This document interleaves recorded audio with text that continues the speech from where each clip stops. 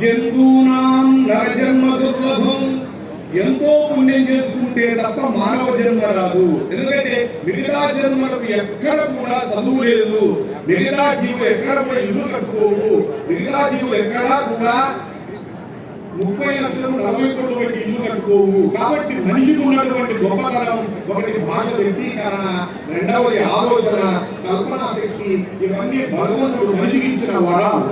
ఆ ఇచ్చిన వరాలను మనం సద్వినియోగం చేసుకోగలిగినప్పుడే మానవ జన్మ సార్థకమైతుంది అంటాడు మన జగద్గురు ఆదిశంకరాచార్యులు. కాబట్టి ఈరోజు మనమందరం కూడా ఇక్కడ సమావేశం కావడంలో ఉద్దేశం ప్రతిసారి ఎందుకు చెప్పాల్సి వస్తుందంటే, రాని వాళ్ళు ఉంటారు, వచ్చిన వాళ్ళు బయటికి పోతూ ఉంటారు, మేము చెప్పేది అది గృహంలో కరెక్ట్ గా పడుతుందా లేదా అనేటువంటి కాకుండా మధ్య మధ్యలో మేము ఈ సూచనలు చేయాల్సినటువంటి బాధ్యత మాకు ఉంది. కాబట్టి గవర్నర్ గారు, ముఖ్య అతిథి గారు, ప్రియతమ వైస్ ఛాన్సలర్ గారు